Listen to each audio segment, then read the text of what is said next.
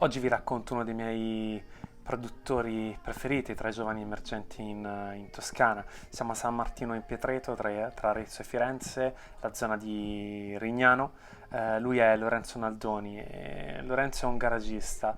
Vendere garage oggi è un concetto un po' troppo utilizzato, ma in questo caso è reale, è specchio di quello che avviene nell'azienda. È un'azienda piccolissima e Lorenzo fa effettivamente vino in un garage. Azienda di pochissimi ettari, produzione totale siamo intorno alle 5.000 bottiglie, base Sangiovese, vigna vecchia, vigna ovviamente in cui all'interno oltre il Sangiovese troviamo altri vitigni classici complementari del Chianti, poi abbiamo una piccola parte di vigna nuova, ma la cosa molto particolare è che una parte dell'uva che appunto Lorenzo utilizza nei suoi vini proviene da un allevamento di tipo etrusco, quindi vite maritate a tutti gli effetti sui loppi.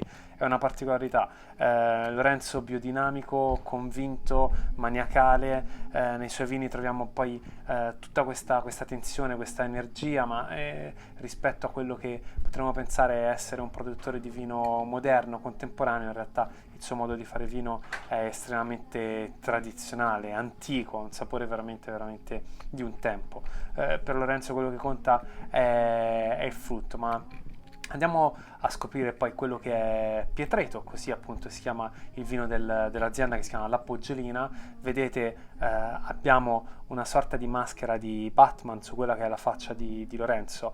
Là dove abbiamo Pietreto normale, fondamentalmente troviamo il vino senza questa maschera. Ed è di nuovo questa base di Sangiovese. Laddove troviamo la maschera invece sta a indicare che appunto questo vino va attraverso un processo che è una tecnica particolare che Lorenzo chiama liverage, ma di fatto non è molto differente da andare a lavorare su una tecnica simile a quella dell'amarone, più che dell'amarone, scusatemi, di un ripasso.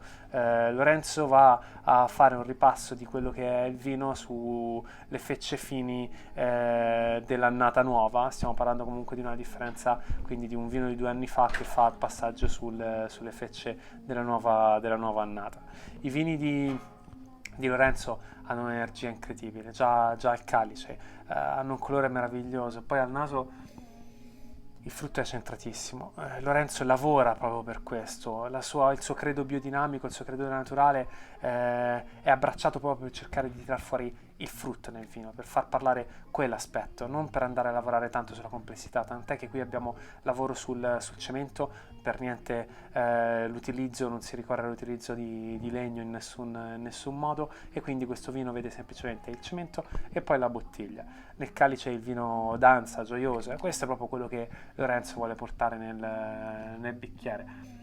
Abbiamo questi profumi di marasca, quasi di prugna, quindi un bel frutto maturo, ma è un frutto che racconta il sole delle colline di questa zona del Chianti. In bocca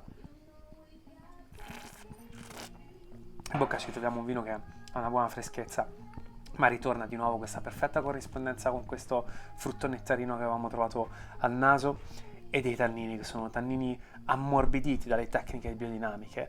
Generalmente quando andiamo a incrociare questo tipo di produttori ci aspettiamo tannini un po' più marcanti. Qui invece il tannino è suadente, è perfettamente integrato in quello che è la trama del vino. Il vino ha una discreta persistenza senza avere la necessità o la pretesa di avere una persistenza incredibile e troppo prolungata. È un vino piacevole che si può anche assaporare a qualche grado in meno. Ad oggi è uno dei vini che mi sta convincendo di più tra i giovani produttori naturali di questa zona della Toscana, e noi a Lorenzo auguriamo veramente tutta la fortuna possibile.